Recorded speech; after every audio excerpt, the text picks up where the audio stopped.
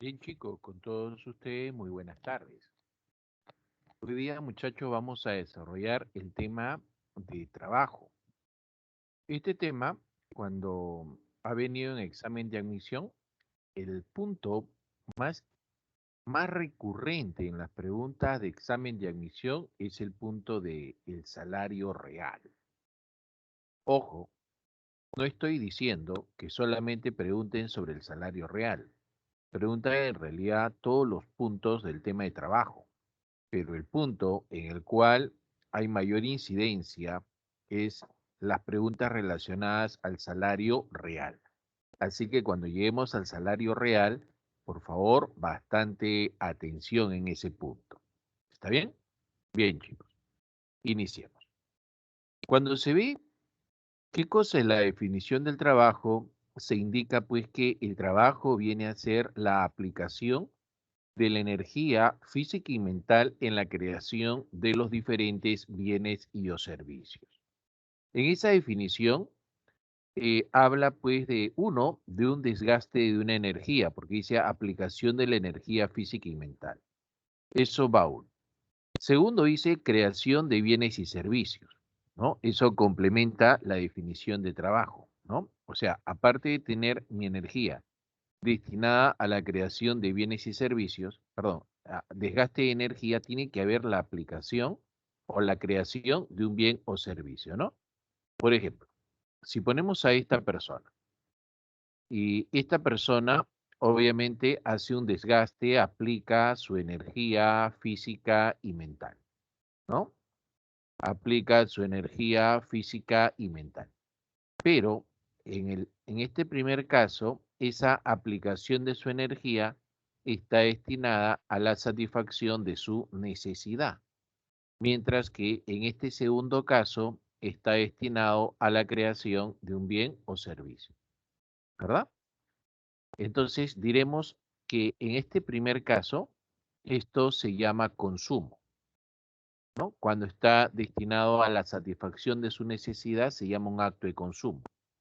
Ejemplo de eso, el jugar fulbito en el barrio, ¿verdad? O hacer cualquier práctica deportiva con los amigos, ¿no? Sería una actividad de consumo. En la segunda, cuando dice aplicación de la energía física y mental para crear bienes y servicios, aquí todavía no podemos considerarlo como trabajo.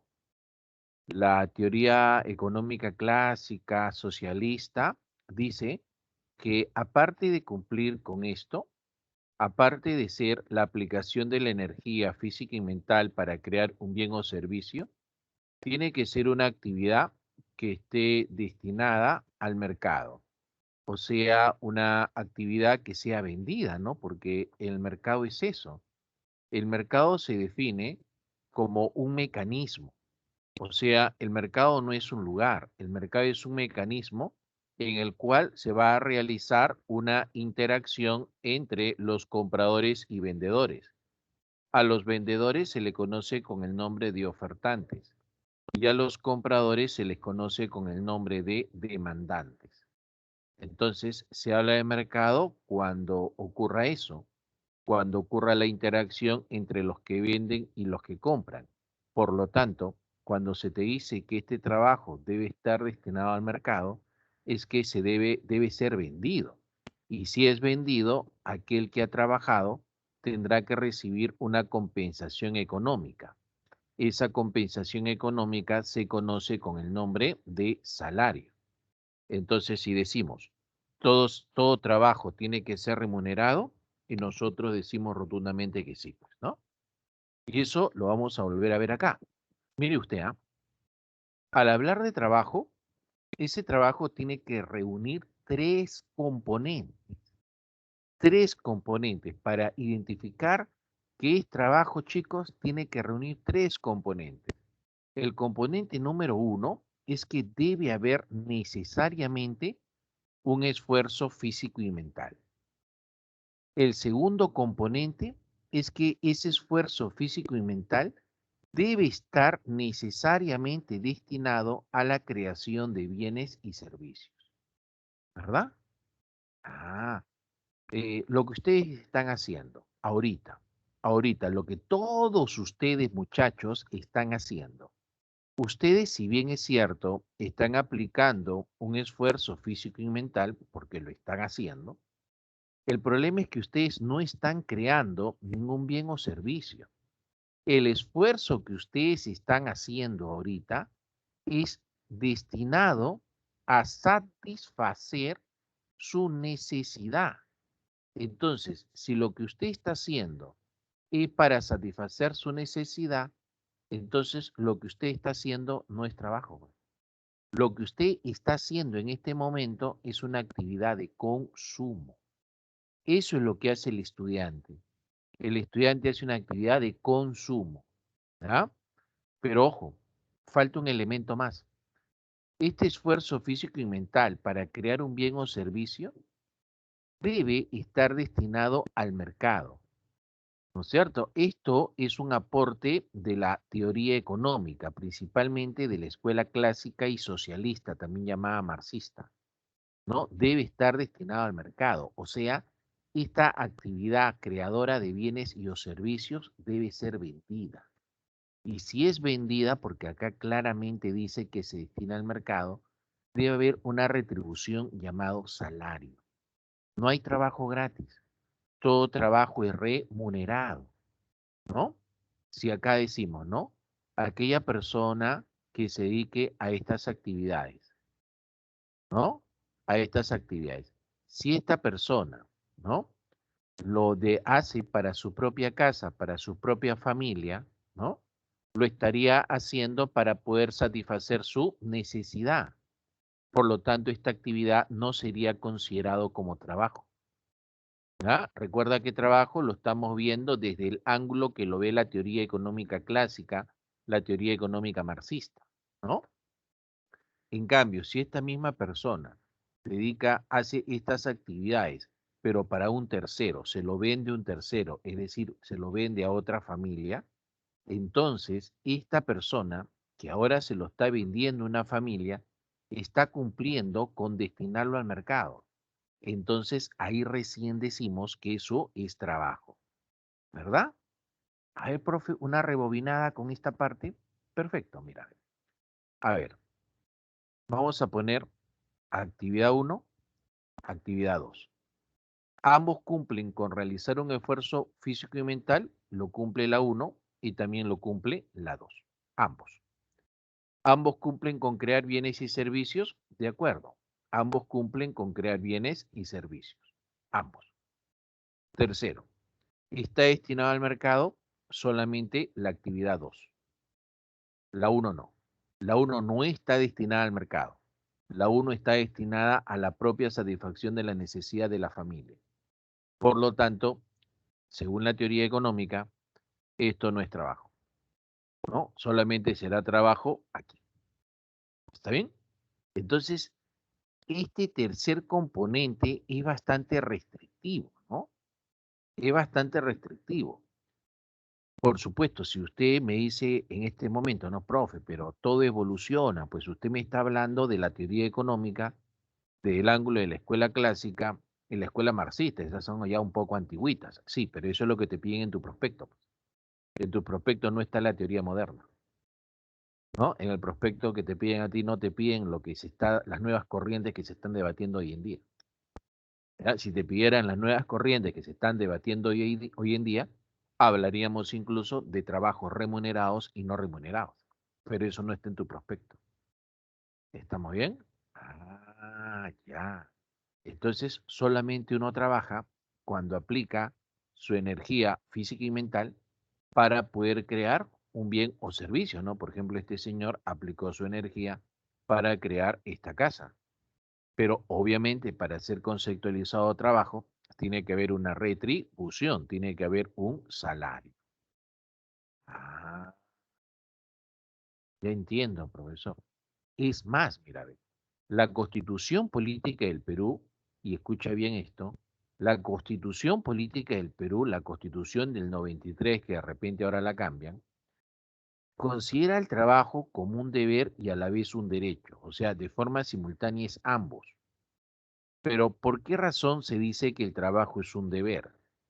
Porque cuando nosotros estamos trabajando, debemos hacer nuestro trabajo bien. O sea, tenemos la obligación, tenemos el deber de hacer nuestro trabajo eficiente y eficazmente, porque al trabajar estamos creando bienes y servicios que va a ser el sustento de la sociedad.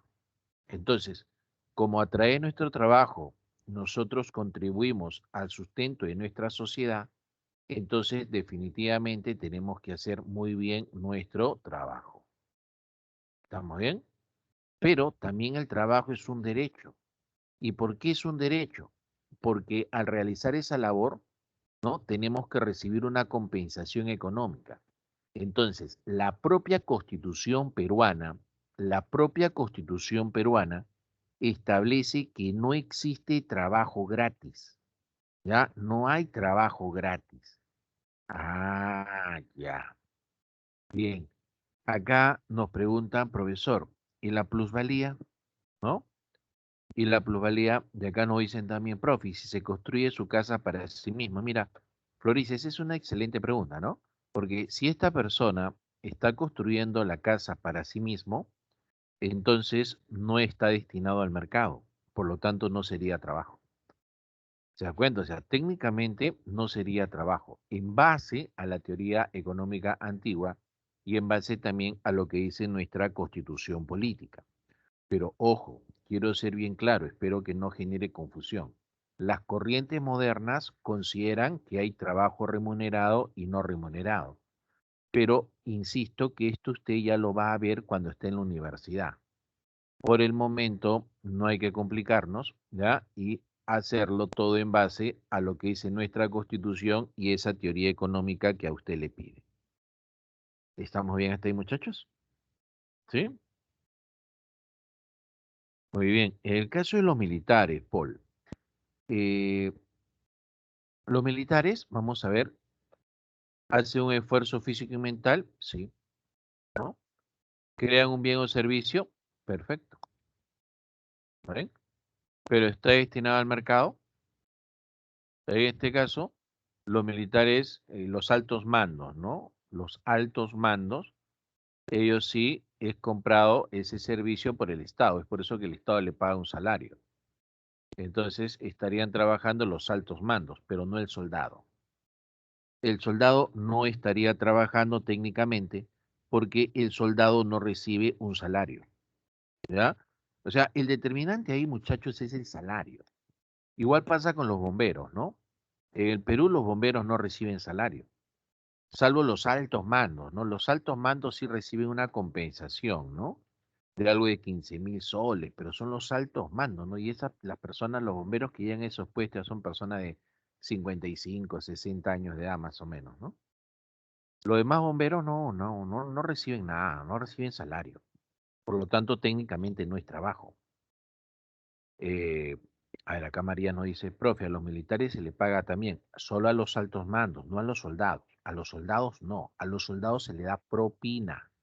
La propina no es un salario, ¿ya? La propina no es un salario.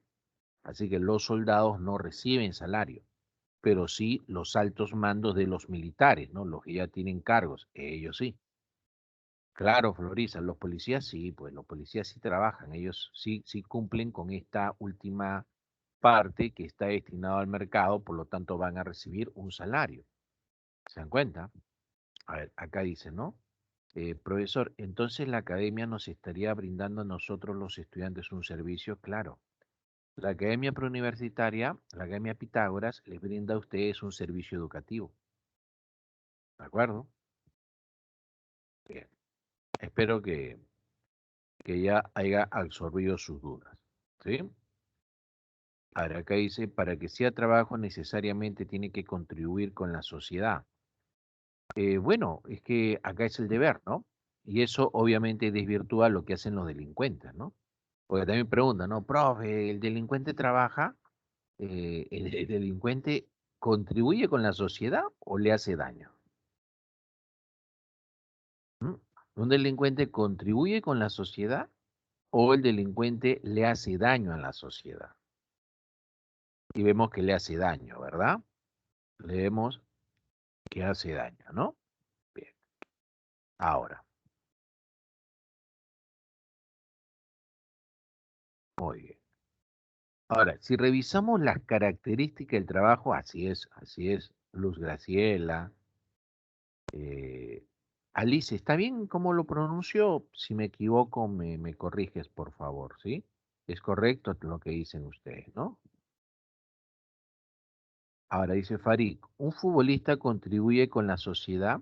Claro, en lo que es el relajo, la diversión de la sociedad, ¿no? Porque la sociedad también tiene que tener actividades de distracción. Y en esas actividades de distracción está los servicios de distracción, como es el deporte, el fútbol, ¿no? Bien. Entretenimiento, así es, Mercedes, muy bien. Ahora, la primera característica del trabajo es que tiene un fin económico. El fin económico del trabajo es el de la creación de un bien o servicio, ¿no?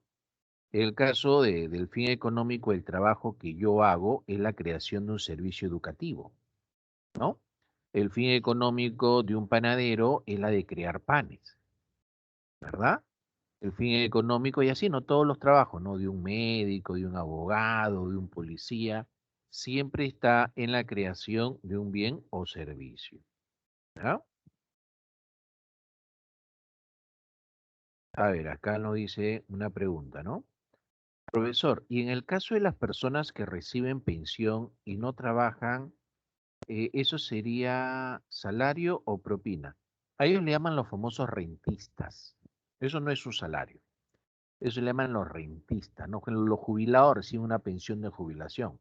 Eso no es un salario. Se llama una pensión de jubilación y están en la clasificación de rentistas, ¿no? La siguiente característica es que es consciente. Cuando decimos que el trabajo es consciente, significa que nosotros estamos en pleno uso de nuestras facultades, ¿ya? Estamos en pleno uso de nuestras facultades. Profesor, ¿y si una persona va a trabajar en estado de ebriedad? Si una persona va a trabajar en estado de ebriedad, significa que no está en pleno uso de sus facultades. Y si no está en pleno uso de sus facultades, entonces estaría violentando la situación de ser consciente, ¿verdad? Sería una irresponsabilidad ir a trabajar en estado de ebriedad.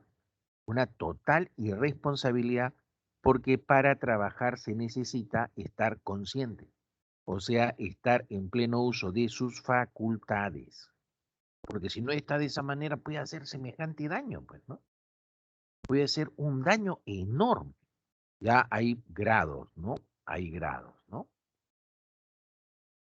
En la labor que yo desempeño, si yo les doy un mal dato, imagínense que esté dictando clases en estado de ebriedad y debido a eso ya no estaría en mi plena facultad y le doy un mal dato. Y justo eso viene en su examen de admisión.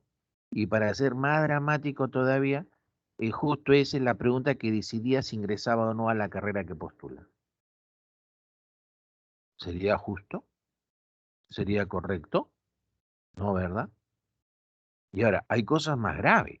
Un médico que vaya a operar a su paciente y vaya pues en estado de ebriedad, ¿no? Lo puede matar. Entonces no estaría siendo consciente, ¿ya? Ahora acá Florice dice, profesor, ¿y los proxenetas hacen trabajo o no? En el caso de los proxenetas, ellos secuestran mujeres y las obligan a prostituir. Entonces ya desde el momento que están secuestrando mujeres y las están obligando a prostituir, ya están generando un daño. ¿Ya? Ahora, una pregunta diferente sería, ¿qué hacen las prostitutas? ¿No? Si generan un bien o no un bien a la sociedad. Eso ya entraría por el camino de la moral, ¿no? Esa parte, esa discusión es polémica, ¿no? Algunos dicen que sí, otros dicen que no. Ahora, cuando yo digo esto, siempre vienen los alumnos y preguntan, no, profesor, ¿y si eso me viene en mi examen de admisión, qué marco? No, eso no te va a venir nunca en tu examen de admisión, porque en un examen de admisión no preguntan cosas que sean polémicas, preguntan cosas que ya estén definidas. Por eso que el examen es objetivo. ¿Ya?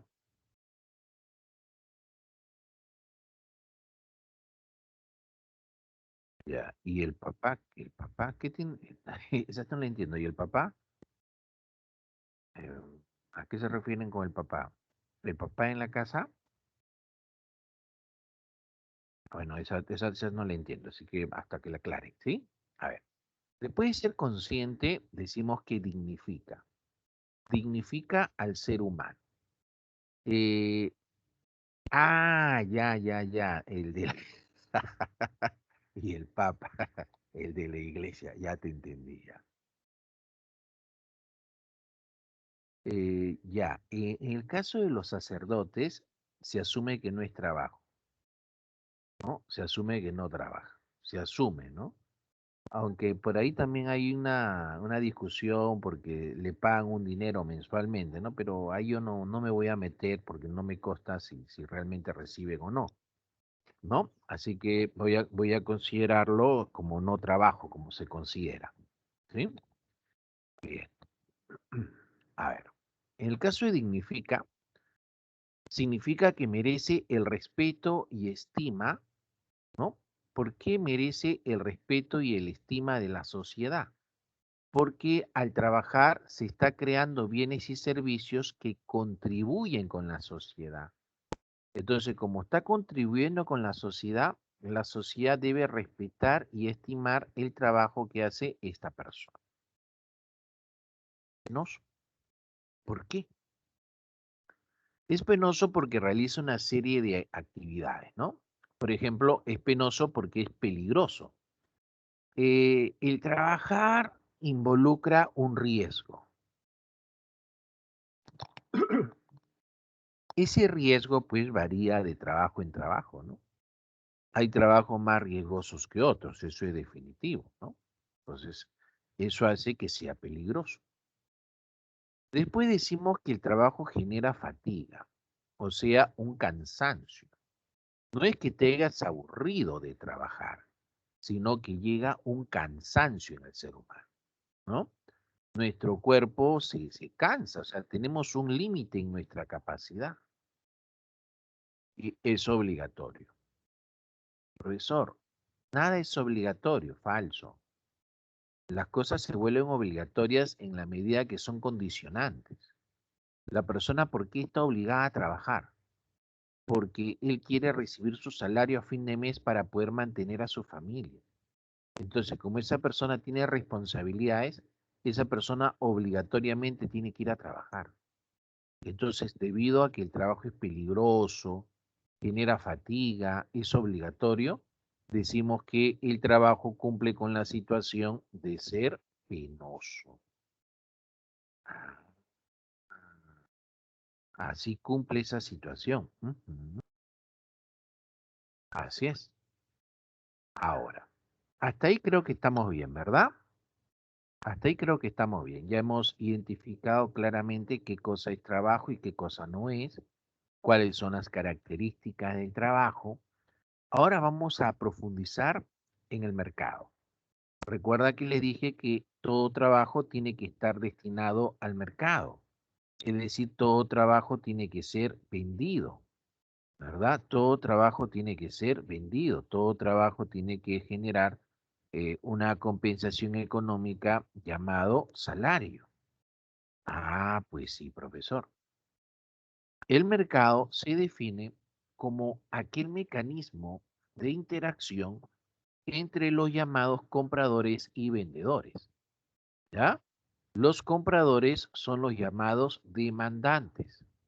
Los compradores son los demandantes y los vendedores son los llamados ofertantes. Los vendedores son los ofertantes. Entonces, cada vez que interactúen los vendedores con los compradores, automáticamente aparece el mercado. Y producto de esta interacción, o sea, producto de la generación del mercado, se va a formar el precio, ¿no? Entonces, acá siempre es bueno recalcar, ¿no? el precio se forma ¿dónde?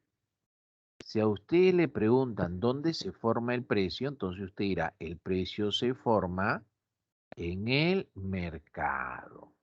Ahí se forma el precio, en el mercado, ¿no? Y si le preguntan, ¿qué es mercado? Usted responderá, el mercado es el mecanismo en el cual interactúan los ofertantes y demandantes. Aquí usted tiene la oferta, pero en este caso de trabajo. Recuerde que cuando habla de oferta, está hablando de qué? Está hablando de una venta. Y cuando habla de demanda, está hablando de una compra. ¿Quién es el que va a comprar trabajo? El que va a comprar trabajo viene a ser la empresa. ¿Quién es el que va a vender trabajo? El que va a vender trabajo es la familia. La familia vende trabajo, la empresa compra trabajo. Ah, ¿por qué la familia vende su trabajo? ¿Qué cosa quiere obtener? Quiere obtener su salario, por eso es que vende el trabajo. ¿Por qué la empresa compra trabajo?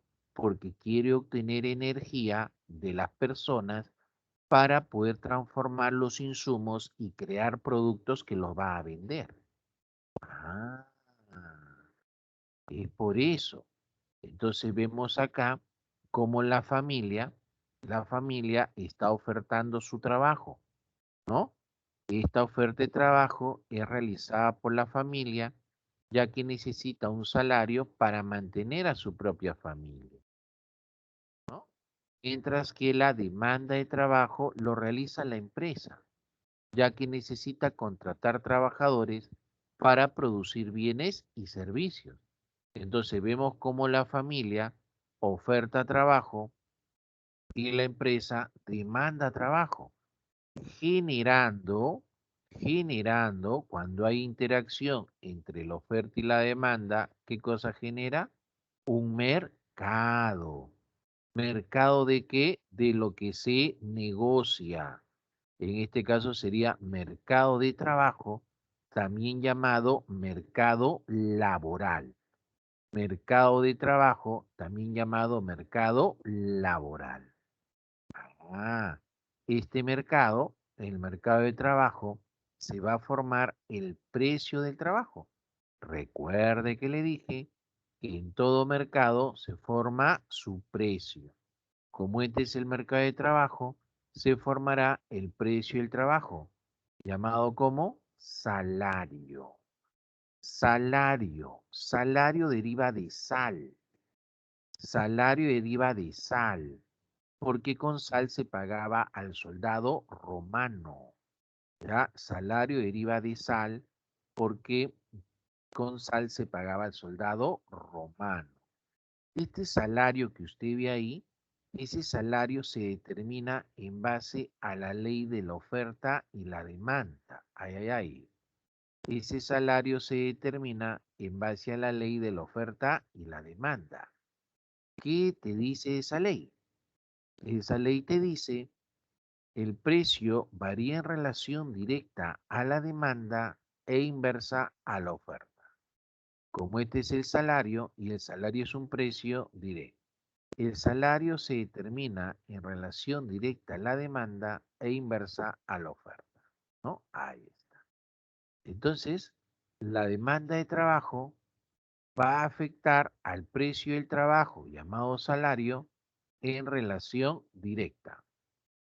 Y la oferta de trabajo va a afectar al precio del trabajo, es decir, al salario, de manera inversa. Cuando se dice inversa, significa sentido contrario. ¿Ya? Eso significa inversa, sentido contrario. Y cuando es relación directa significa el mismo sentido. Ah, claro, ¿no? Bien.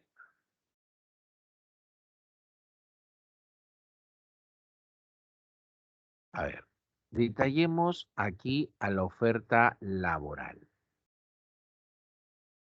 Recuerda que cuando se habla de oferta, se habla de venta, ¿no?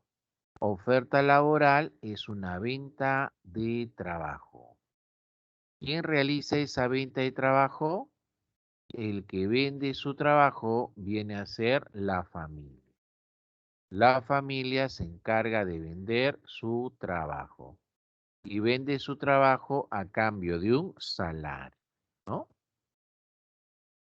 Profesor, si ahora nos dicen aumentó la oferta laboral.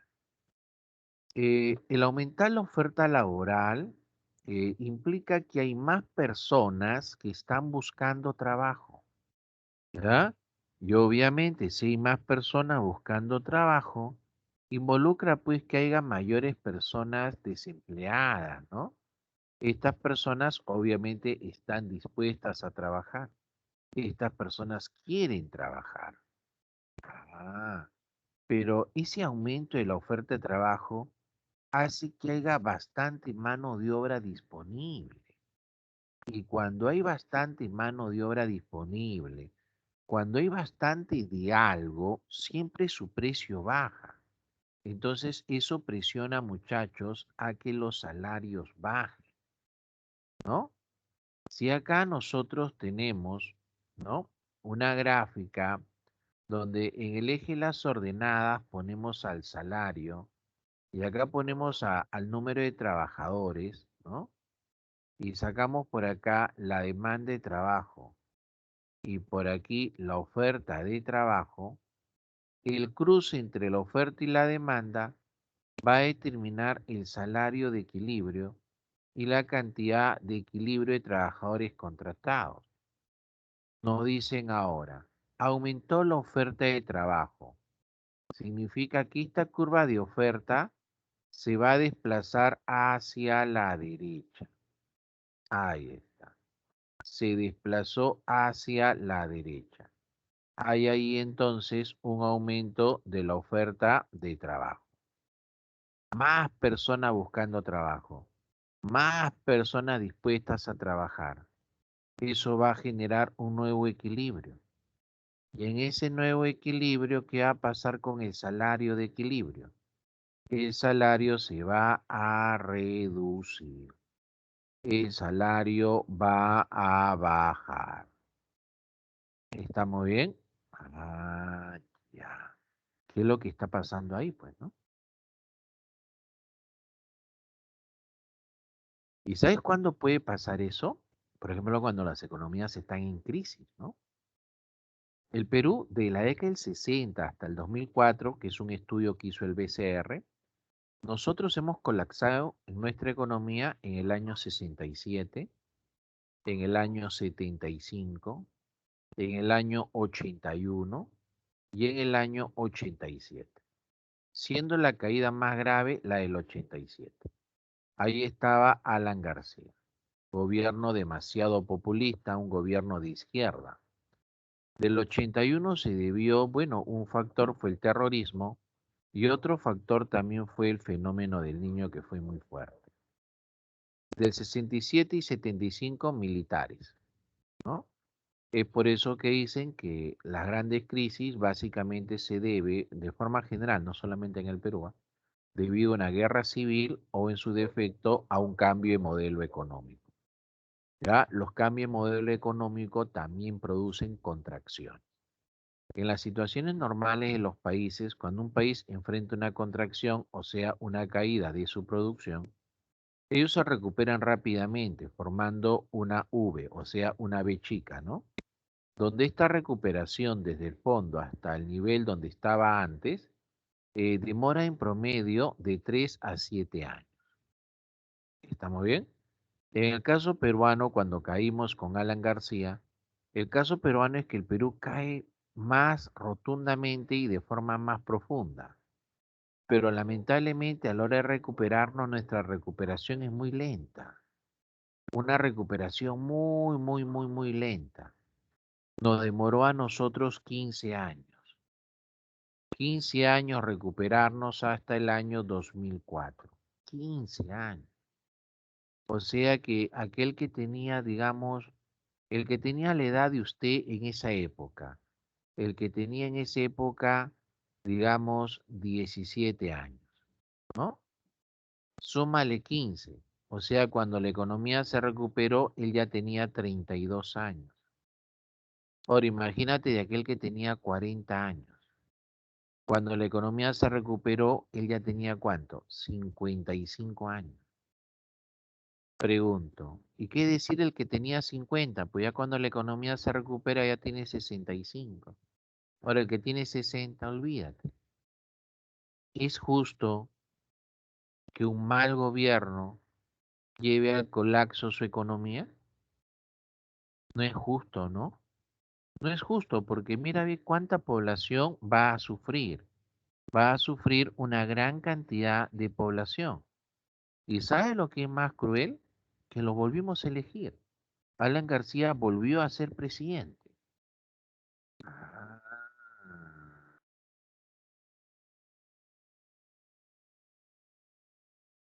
Ah, ya están en plena conexión por el internet. Si a veces pasa que el internet falla.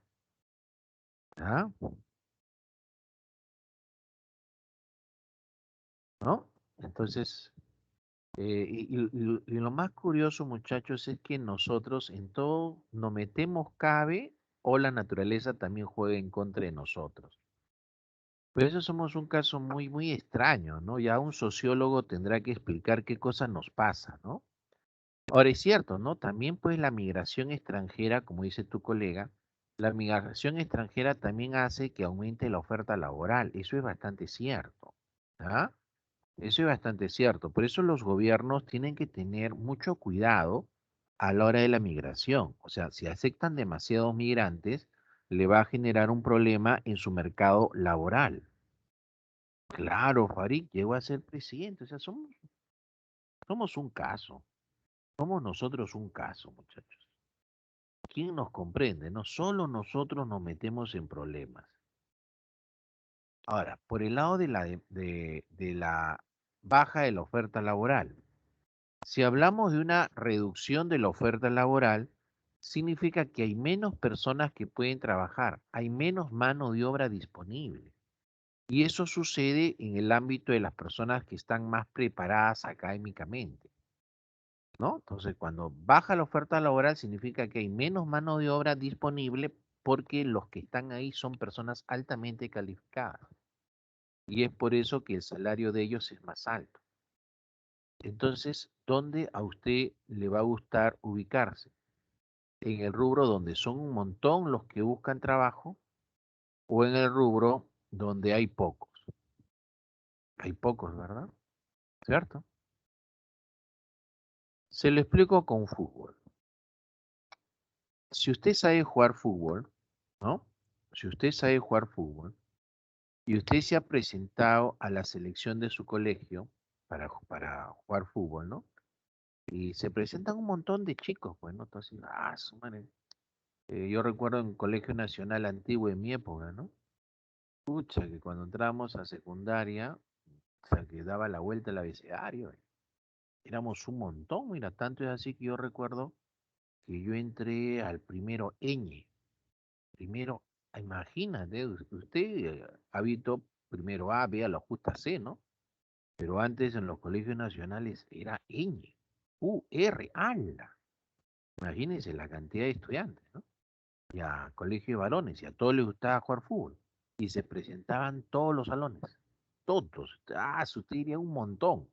Sí, es cierto, había un montón de personas, pero solo pocas las personas que sabían jugar. ¿Te das cuenta? Entonces, ¿era del montón o era de los pocos? Con eso te defino esto, ¿no? Ah, Entonces, profesor, por ejemplo, acá, la demanda de trabajo, la oferta de trabajo, aquí se forma un salario, ¿verdad? Si me dicen que la oferta laboral es baja, entonces la oferta laboral se va a la izquierda. Ahí está. Entonces se genera un nuevo equilibrio y en ese nuevo equilibrio hay un nuevo salario que es mayor al anterior. Ah, Entonces, profe, tenemos que estudiar. Uf, y un montón, muchachos. Tienen que estudiar, chicos, pero un montón. Hay algunos que se van a dar cuenta de eso. Hay algunos que se van a dar cuenta que tienen que estudiar bastante. Ah, pero hay otros que se van a demorar en darse cuenta. Así, profe, ahí está, Humberto Sánchez. Jugaba de portero del colegio o de portero en el fútbol. ¿Cómo es esa situación? Arquero. Ah, el arquero es una muy bonita posición, ¿ah? Muy bonita posición.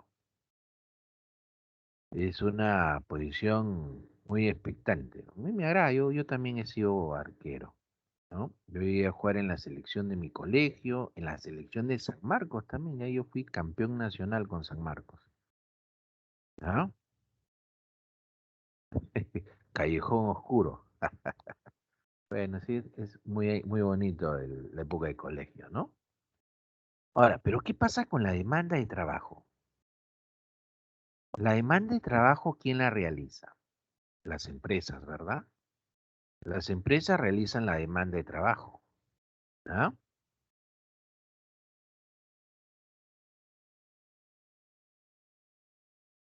De continuar, acá hay una pregunta.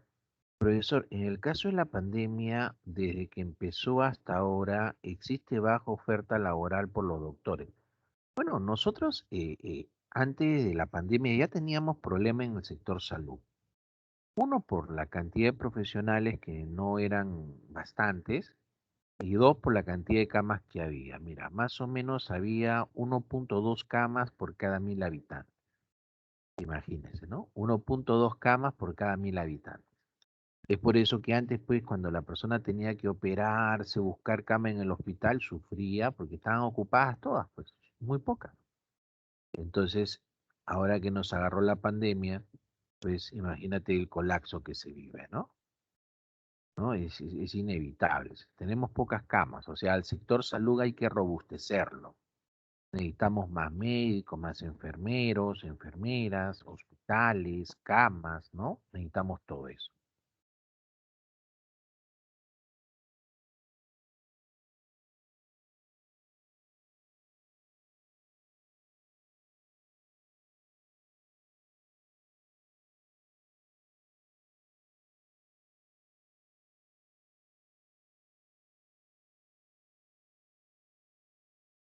Claro, nosotros todavía somos un país que no está muy desarrollado, ¿ah? Bueno, no está desarrollado. Si queremos, vamos acá para redondear la idea.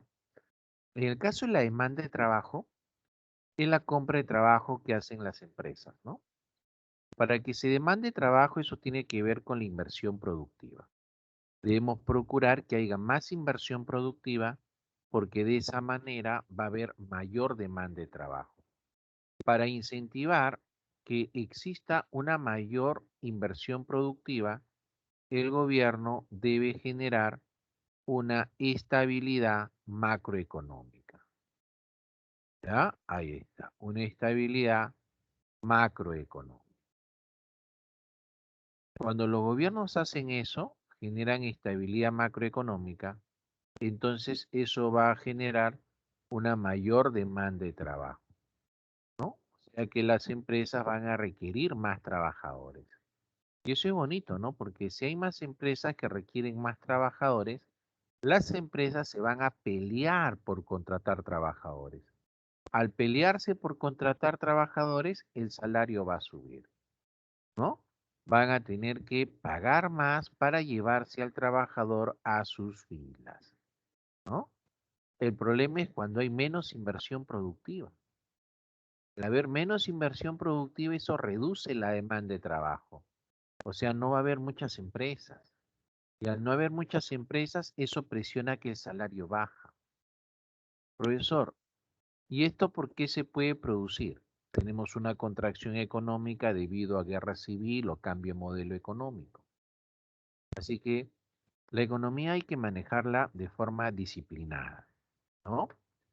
Los gobiernos deben procurar que el mercado funcione bien, Recuerden que el mercado es un mecanismo de interacción entre los ofertantes y demandantes. El mercado es maravilloso. El mercado te soluciona diferentes problemas, pero el problema del mercado es que el mercado no tiene voluntad, no tiene cabeza. Y como no tiene cabeza, tiene que haber un ente rector, el Estado que lo regule. Yo imagino al mercado como si fuera una masa viva, ¿ya? Pero sin cabezas, ¿no? Sin voluntad de apuntar a una dirección, pero que es muy eficiente. Cuando está funcionando, te soluciona todo. El mercado es así. Pero imagínense pues que esta es una mesa, ¿no? Y el mercado es una masa que se mueve, ¿no? Se mueve para diferentes lados. Entonces, el Estado debe entrar como ente regulador, porque si esa masa viscosa llamada mercado se acerca al precipicio y el Estado no hace nada, esa masa va a caer, el mercado colapsa. Entonces, el Estado debe estar para direccionarla y volverla al ruedo, ¿sí o no? O sea, que se mueva dentro de este panorama. Y para que eso pase, necesitamos un Estado fuerte, ¿no? El Estado y el mercado son complementos, ¿no? El Estado tiene que entrar como un ente regulador, pero un buen Estado con una buena lectura del mercado. Por eso necesitamos gente especialista. ¿Te das cuenta? Lo que está pasando hoy en día es que no están entendiendo esto. El sistema neoliberal hace que el mercado tenga más fuerza que el Estado. Y al tener el mercado más fuerza que el Estado se debilita y ya no regula. Y al no regular, esa masa llamada mercado muchas veces ha caído al precipicio. Eso es cuando tenemos pues las crisis, por ejemplo, la crisis del 2008, ¿no? Que explotó en Estados Unidos, provocó una contracción económica mundial muy fuerte, más fuerte que la de 1929. ¿Se da cuenta? Ah, ¿estamos bien? Ahora, cuando escucho a Castillo, Castillo la propuesta es repotenciar al Estado, pero lo que quiere hacer Castillo ya es otra cosa, ¿no? Al menos eso es lo que he escuchado. Ojalá que se modere en su planteamiento. Quiere que el Estado tenga más poder que el mercado. Eso tampoco es bueno, porque ya tienes un Estado dictador. ¿Estamos bien? Entonces, la teoría te dice que deben ser complementarios para que funcione bien. Ahora, ¿qué es lo preferible? Lo preferible es que estemos acá, ¿no? Que se aumente la demanda de trabajo. Y para eso, ¿qué debemos promover? Mayores inversiones productivas. ¿Sí, muchachos? ¿Hasta ahí estamos bien? Ahí está.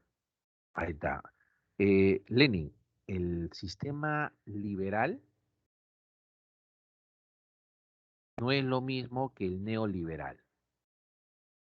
El neoliberal, que es el que está vigente ahora en el mundo desde la década de los 80, bueno, en los 80 comenzó las ideas, ¿no? Se aplicó de los 90 hasta ahorita. Este neoliberal es un planteamiento de los ricos. El liberal es un planteamiento básicamente de la clase media. Este de acá es bueno, este no. ¿Ya? Ese no es bueno.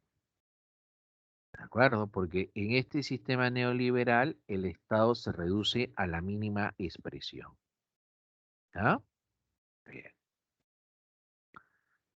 Bien. Las crisis económicas son fracturas de la economía. O sea, teníamos una tendencia y ¡pum! Nos fracturamos y comenzamos a caer. Ahí se produce una crisis. Una crisis se puede producir por fenómenos naturales, por fenómenos no económicos, una pandemia. Oye, la pandemia, ¿cómo nos ha golpeado a nosotros? ¿Ah? El 2020 nuestro PBI cayó 11%. Qué bestia. Es una caída pero horrible. 11%. 11%. Es mucho.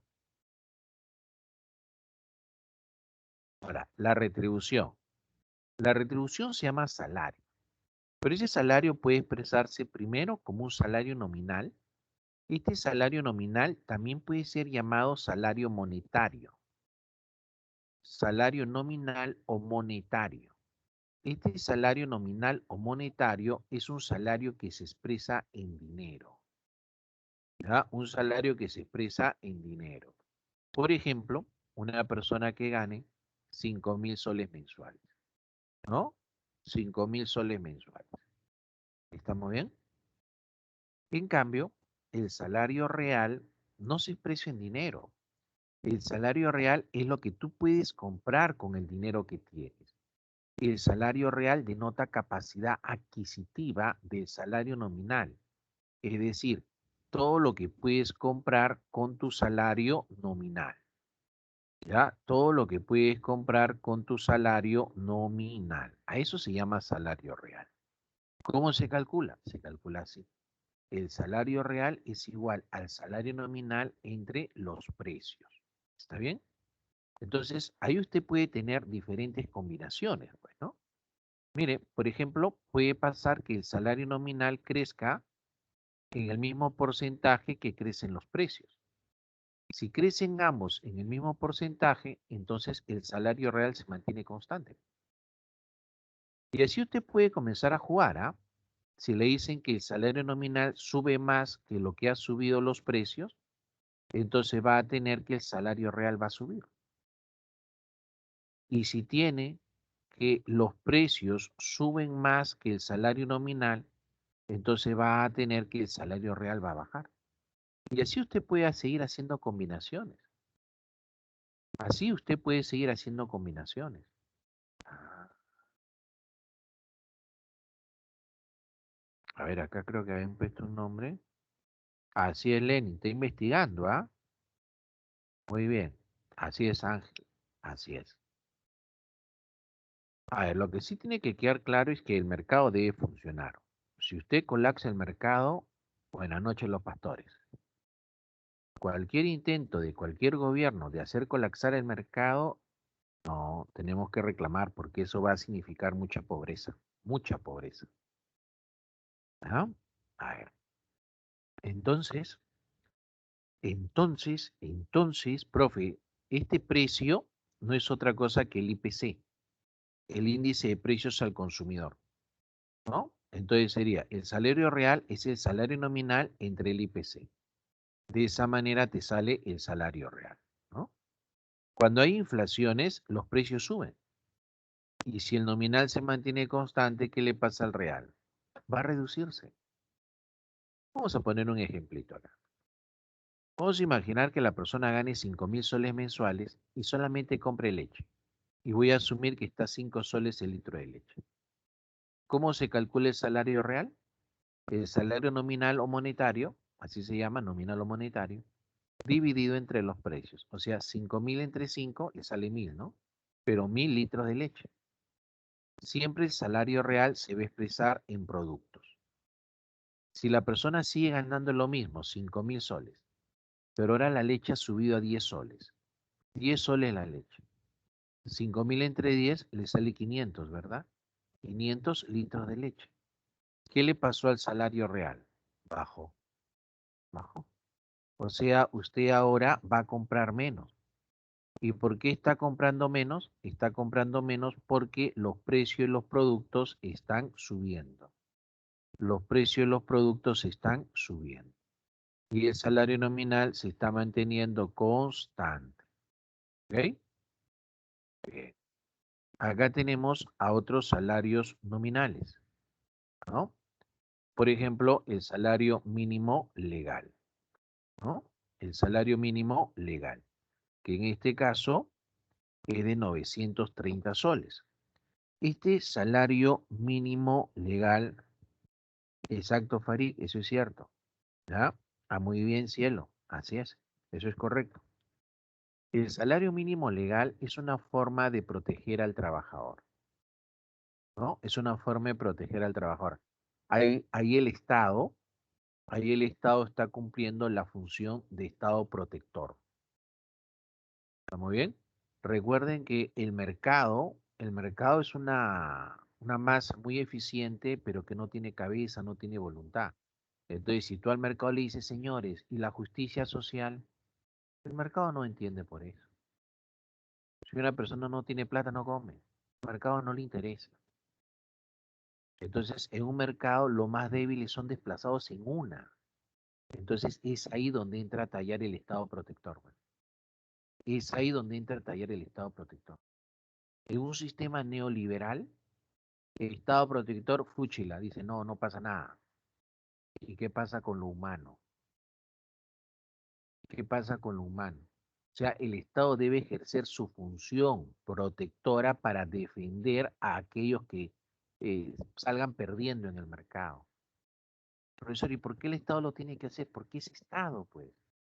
El Estado somos todos nosotros, ¿ya? Y todos nosotros tenemos que cuidarnos entre todos nosotros. Si la idea de formar un Estado era porque en la antigüedad nosotros vivíamos en grupos pequeños, ¿no? Y salíamos y los mismos animales nos mataban, ¿no es cierto? O salíamos u otros grupos nos agredían. Entonces, en un afán de supervivencia, los grupos humanos se van uniendo y dan forma a lo que es el Estado. Entonces, el Estado tiene que ser un Estado protector, ¿no es cierto? Profe, pero yo estoy bien económicamente. Está bien, pues, tú no necesitas protección porque estás bien económicamente. Pero hay otro que no está así, pues hay otro que está sufriendo. Ese necesita protección. Profe, pero que se esfuerce. Ya se va a esforzar, de repente él no, pues de repente le toca vivir siempre en la pobreza y el Estado lo tiene que proteger. Pero el hijo de él va a ser fuerte. Y de repente el hijo de él que es fuerte, ahora ese hijo va a ser débil. Y la protección se le tendrá que dar a él. ¿O usted cree que el que es fuerte ahorita, toda su descendencia va a ser fuerte siempre? Y viceversa, ¿no? No. Entonces ahí viene la función del Estado protector, porque esa es la naturaleza de por qué se formó un Estado.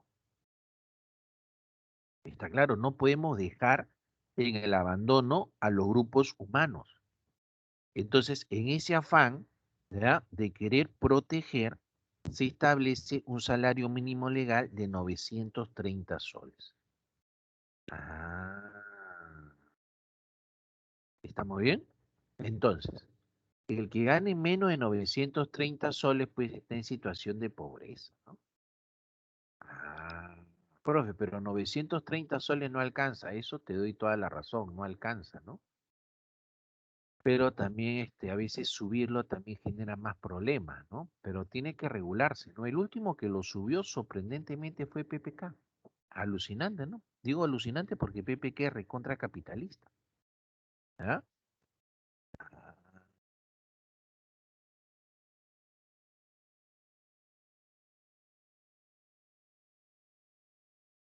La protección son ayudas sociales. La protección son ayudas sociales, ¿no? Claro, también genera algunos trabajos temporales el Estado, ¿no? Obviamente ese es un costo, ¿no? Es un costo que el Estado tiene que asumir, ¿ya? Ahora, ¿qué te dice la teoría económica? Bueno, estos son salarios mínimos legales de diferentes países, ¿no? Todo en dólares. Mira Venezuela cómo está. Está mal. Eso es un claro ejemplo que no puedes eliminar el mercado. No puedes eliminar el mercado. Tú siempre, tú como país debes buscar siempre que compites. Debes competir.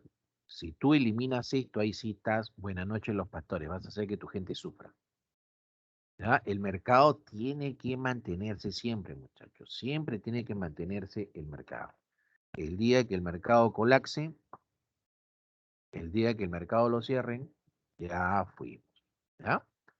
Ahora, también tú te preguntarás, profe, Bolivia tiene 304 mientras que el Perú 281 antes que sube el tipo de cambio en el Perú, obviamente. Lo que ocurre es que en Bolivia tiene más inflación que Perú, ¿ah? Así que para ver si efectivamente en otros países tienen más o menos, tienes que preguntarte cuánto pueden comprar con eso. ¿Ya? ¿Cuánto se puede comprar con eso? Ah, aquí. Esta es una demostración, sorprendentemente, de por qué el salario mínimo no debe existir. Mira, este es el cruce que demuestra un salario de equilibrio. Voy a ponerle en 600 soles. El gobierno dice no, debe haber un salario mínimo legal de 930. Pero ese salario, las empresas solo quieren contratar, digamos, a 10 personas. Pero las familias, oferta de trabajo lo hacen las familias. ¿Cuántas familias quieren trabajar a ese salario? 60 personas. Entonces, quieren contratar a 10, pero hay 60 personas que están dispuestas a trabajar, generando que existe un desempleo de 50 personas. Es por eso que los neoliberales te dicen el Estado no debe establecer el salario mínimo legal y dejar que el mercado se regule solo, ¿no? Bueno, es preferible que ganen 600 soles, pero que trabajen más personas con todos los beneficios legales, a que solamente se contrate a 10 personas que ganen 930, ¿no es cierto? Pero acá tiene que intervenir la actividad protectora del Estado. Pues, o sea, el Estado debe subsidiar a las empresas para que las empresas aumenten el número de personas contratadas. ¿Te das cuenta? Profe, ¿y el Estado de dónde tiene que generar sus ingresos para poder hacer esa subvención? Bueno, pues ahí tiene que pensar el Estado, pues tiene que generar fuentes de ingresos. Ese es el detalle. Si no genera fuentes de ingresos, no va a poder subsidiar. ¿Ya? Pero bueno, esto es una discusión. ¿Ya? Es toda una discusión. Lo que no quiero es que usted diga, el salario mínimo legal es malo o bueno. Todavía con estos conocimientos que tiene, usted todavía no puede determinar si es bueno o malo el establecimiento de un salario mínimo legal. Solamente quiero que vea la demostración neoliberal de por qué el salario mínimo legal no debe existir. Pero eso no significa que eso sea una verdad. Es su verdad, sí, pero no es la verdad. ¿Ya? Ya más adelante, con más conocimientos que le va a dar la universidad, usted va a poder dar una opinión de si es correcto o no es correcto establecer un salario mínimo legal. ¿De acuerdo, chicos? Y si me pregunta a mí si yo estoy de acuerdo o no, tampoco le voy a dar esa respuesta porque esa respuesta la tiene que construir usted en base a más conocimientos. ¿De acuerdo? Bien. A ver, vamos a entrar al examen. ¿Ya? Vamos a entrar al examen. A ver. A entrar al examen ahí. Ya está. Bien, chicos, vayan entrando. 10 minutos dura el examen, ¿ya? Hasta las 5:11.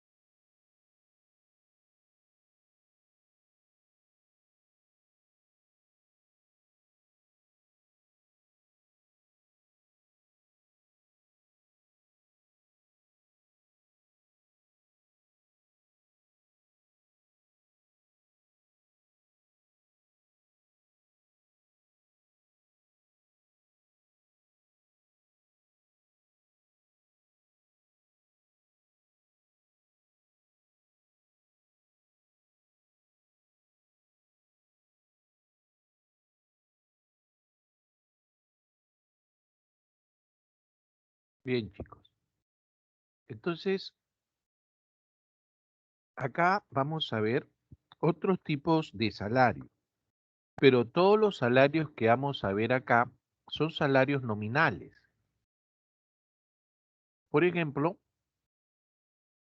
este salario a destajo es un salario nominal. ¿Por qué? Porque es un salario que se expresa en dinero. Y todo salario expresado en dinero se llama salario nominal o monetario, ¿no? Este salario nominal o monetario llamado salario a destajo es un salario que se paga de acuerdo al avance de obra. Entonces, según vas avanzando, te van pagando, ¿no? Ejemplo podría ser, ¿no? Le dice, señor, le voy a pagar 3 soles por cada cuello de camisa que usted haga. Si la persona se hizo en un día 100 cuellos de camisa, el pago que le tendrás que hacer es de 3 soles, ¿no? Ese es un salario a destajo, o sea, según va avanzando, se le va a pagar. El salario neto se calcula como una diferencia entre el salario bruto y los impuestos con las contribuciones que se tiene que pagar. Una persona le dice, ¿no?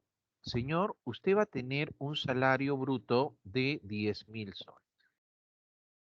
Pero 10.000 soles no es lo que va a entrar a su bolsillo.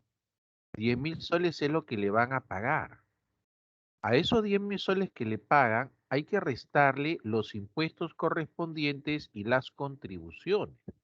Eso para este monto más o menos el descuento sería de 2.600 soles. Entonces, ¿cuánto va a entrar a su bolsillo? Es el salario neto, que es 7.400 soles, ¿no? Entonces, el salario neto es lo que él va a recibir en mano, ¿no? Lo que va a entrar a su bolsillo después de haber descontado los impuestos y contribución. Acá podemos encontrar otros salarios, como es el caso de lo que está apareciendo ahí en la pizarra, ¿no? El caso del jornal, por ejemplo. El jornal es el salario que recibe ¿quién? El obrero.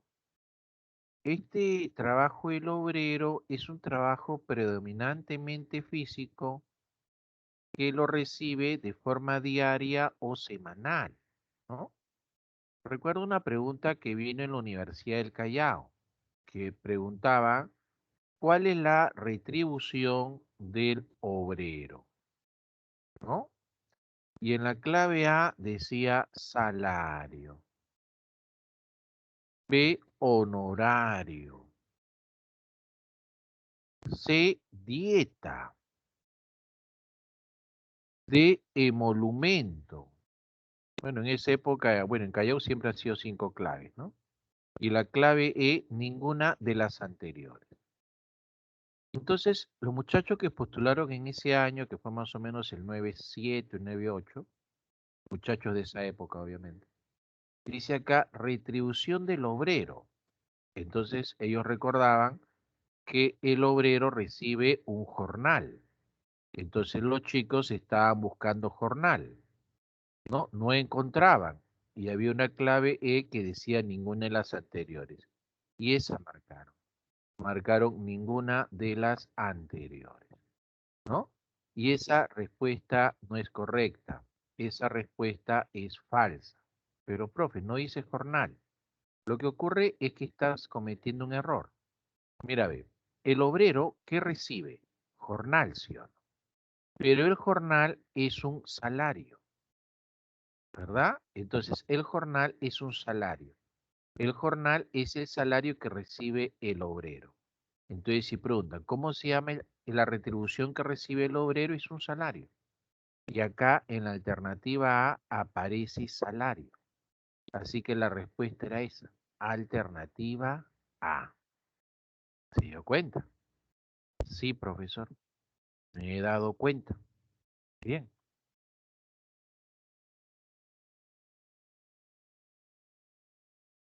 El empleado,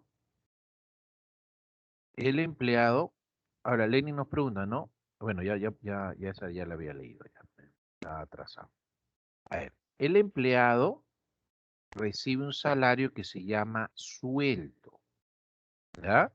Así es, Wilder, era una pregunta con trampa. El empleado recibe sueldo, ¿no? El empleado es aquella persona que tiene una relación de continuidad con la empresa. Esta persona que tiene una relación de continuidad con la empresa implica pues que esta persona tiene que cumplir con determinados horarios. Esta persona tiene un horario de entrada y un horario de salida, ¿ya? Por ejemplo, entra a las 8 de la mañana y sale a las 5 de la tarde, ¿no? Tiene un contrato con la empresa, tiene beneficios laborales. Ah, ya. En cambio, el profesional independiente, profesional o técnico independiente, recibe como pago los honorarios, ¿no? Los honorarios. Los que trabajan de forma independiente no tienen que cumplir un horario. Los que trabajan de forma independiente simplemente entregan el producto. ¿A qué hora lo hacen ellos? Es su situación, pero ellos sí tienen que entregar un producto correspondiente, ¿ya? Los altos funcionarios, llámese presidente de la República, congresistas, ministros, reciben como retribución, como salario, un emolumento. El emolumento es el salario de los altos funcionarios. Y las dietas es el pago que se da por asistir a reuniones. Por ejemplo, los regidores.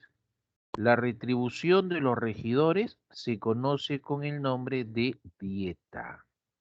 Ah, así se llama, sí, así se llama, dieta, ¿no?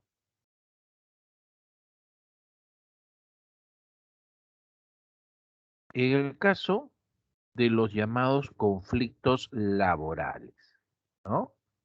¿Cómo es eso de los conflictos laborales?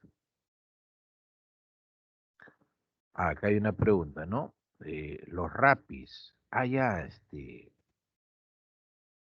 Los rapis son esos que entregan los productos, ¿verdad? Claro, ellos tendrían un salario a destajo, pues, de acuerdo a cuántas entregas hagan, ¿no? Farid dice, ¿a qué tipo de reuniones? Reuniones de trabajo, ¿ya? Reuniones de trabajo. Acá dice Lenin, ¿no? Si a mí me pagan por asistir a una conferencia comunista, alguna conferencia comunista, qué bárbaro. Pero el comunismo, no hay ningún país que sea comunista, por si acaso, ¿ah?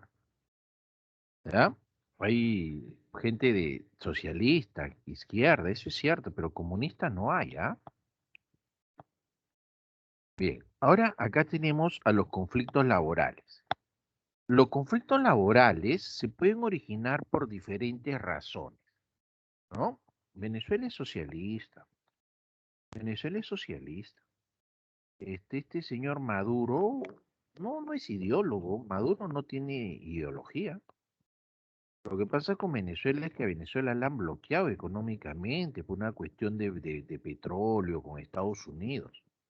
Ese bloqueo económico que enfrenta Venezuela, pues, los está haciendo patalear, pero duro, ¿ya? Pero eso tampoco significa, pues, que en Venezuela la gente se esté muriendo así de hambre, ¿no? Obviamente siempre va a haber un grupo que va a tener problemas, pero no es que todos estén así, ¿no? Bien, a ver.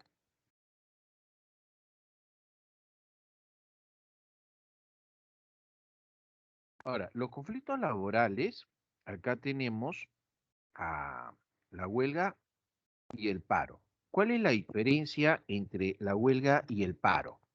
Cuando se habla de una huelga o paro, ¿no? Cuando se habla de una huelga o paro, estamos hablando de simplemente diferencias, ¿no? De diferencias. La huelga es indefinida, ¿no? La huelga es indefinida, ¿no? En cambio, el paro es por 1, 2 o 3 días, ¿ya? El paro es por 1, 2 o 3 días. O sea, profesor, por ejemplo, los colegios, no sé si ustedes en colegios nacionales alguna vez han visto un paro, ¿ah? Posiblemente, ¿no? 24 horas que no había clases, o 48 horas, ¿no? O 48 horas. En cambio, la huelga es indefinida, ¿no? A veces se han mandado como 2 meses de huelga, ¿no? Recuerdo pues el reclamo que hacía Castillo, ¿no? Hace unos años atrás, donde los colegios se fueron a una huelga de padre y señor mío, ¿no? En un reclamo liderado por Castillo, ¿ya? Y entonces pues estuvieron como 2 meses, casi 3 meses sin clase, ¿no? Reclamando aumento de salarios. Los trabajadores del Estado son los que más se organizan para hacer huelgas, porque en el sector privado, cuando hacen huelgas, pues no le pagan, ¿no? Porque si el trabajador no marca tarjeta de entrada o salida, pues no le van a pagar. También existe una huelga de hambre. La huelga de hambre es más radical, ¿no? Si al trabajador le pasa algo, pues entonces ahí sí todo se complica, ¿no? Todo se complica. Pues sí, no, profesor. Pero, ¿saben cuál es el daño más grave? El daño más grave de una huelga, sea de hambre o de cualquier otro tipo, es la producción que se pierde, ¿ya? La producción perdida. Y esa producción perdida ya no se recupera.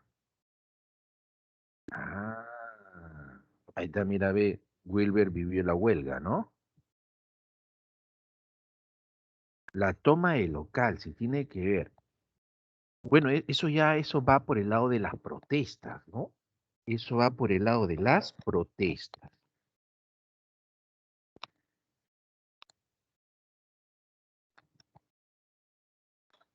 Bien, ahí está. Ahora, el sabotaje con el boicot. ¿Cuál es la diferencia? Cuando se habla de un sabotaje prácticamente es un acto delictivo contra la infraestructura o maquinaria de la empresa. Eso es un sabotaje, ¿no? Es delictivo, delictivo. Ya. Por ejemplo, un taxista que agarre el carro y lo maltrate feo, ¿no? Meta en el carro a 5 pasajeros con 3 sacos de papa y lo lleve a toda velocidad de la parada hasta Puente Piedra, imagínate, ¿no? O trabajadores, pues, que se estén llevando insumos de la empresa a su casa, ¿no? O sea, ese es un sabotaje. Boicot es diferente. Boicot es ejercer una presión contra una empresa. Ejemplo, en Australia, un grupo de ambientalistas boicotearon a Coca-Cola porque Coca-Cola se negaba a cumplir con el acuerdo de devolver 10 centavos de dólar por botella reciclada. Entonces, como Coca-Cola dijo no va a cumplir ese acuerdo, entonces este grupo de ambientalistas comenzó a presionar a Coca-Cola a través de las redes, ¿no? De internet, incentivando a la gente a que no compre la gaseosa Coca-Cola, porque Coca-Cola no ayudaba con el reciclaje y por lo tanto no ayudaba con preservar nuestro medio ambiente. Ya. Entonces, a esa situación se le llama boicot, ¿no? Me están boicoteando. Es decir, me están ejerciendo una presión. ¿Está bien?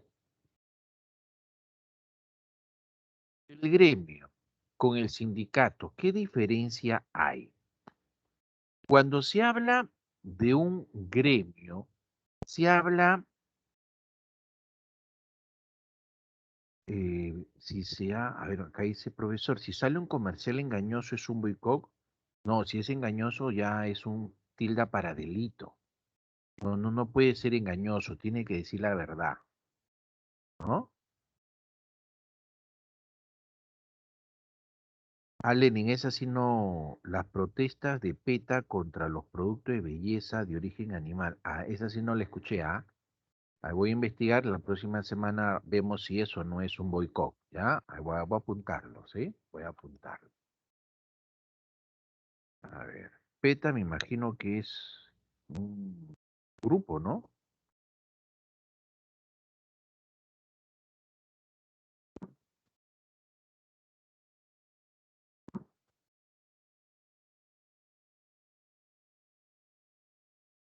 Ahora, en cambio, el sindicato es el grupo de lucha, ¿no? Entonces, usted podría poner a todo este grupo de personas que forma parte del gremio, pero no todo el gremio va a ir a la lucha. Este otro grupo es el sindicato. Estos sí son de lucha por mejores condiciones laborales. Entonces, toda persona que esté en el sindicato definitivamente esté en el gremio, ¿no? Entonces, si tú estás en el sindicato, definitivamente estás en el gremio, ¿ya? Si estás en el sindicato, estás en el gremio. Pero en caso de esta persona, está en el gremio, sí, pero no está en el sindicato, porque no se ha unido a ese grupo de personas que van a reclamar por mejores condiciones laborales. ¿Estamos bien? Entonces, ¿qué cosa es el gremio? Repito, el gremio es todo ese grupo de trabajadores que se van a dedicar al mismo tipo de actividad. Ejemplo, el gremio de médicos, ¿no? Entonces, el gremio de médicos va a involucrar a todos los médicos, ¿verdad? El gremio de los profesores va a agrupar a todo ese grupo de profesores, ¿cierto? En cambio, el sindicato es un grupo más reducido, porque el sindicato solamente va a involucrar a aquellos trabajadores que van a ir a la lucha por mejores condiciones laborales, ¿no? Ahí encontramos al famoso sindicato, ¿no? Entonces, el sindicato son los que reclaman, los reclamones, así es, ¿no? Exacto, Lenin, ¿no? Entonces, cuando dice el gremio de transportistas, involucra a todos aquellos que están en el rubro de transporte, pero no todos los que están en el gremio están en el sindicato, ¿no? Porque el sindicato solamente son los que luchan, ¿no? Los que salen a protestar, ¿no? Exacto, ¿no? Bien, chicos. Ahora sí, hemos llegado al final. ¿Ya? Ya nos estaremos viendo la próxima semana, muchachos, ¿ya? Cuídense bastante. Un fuerte abrazo a todos ustedes. Uso de doble mascarilla, chicos, ¿ah?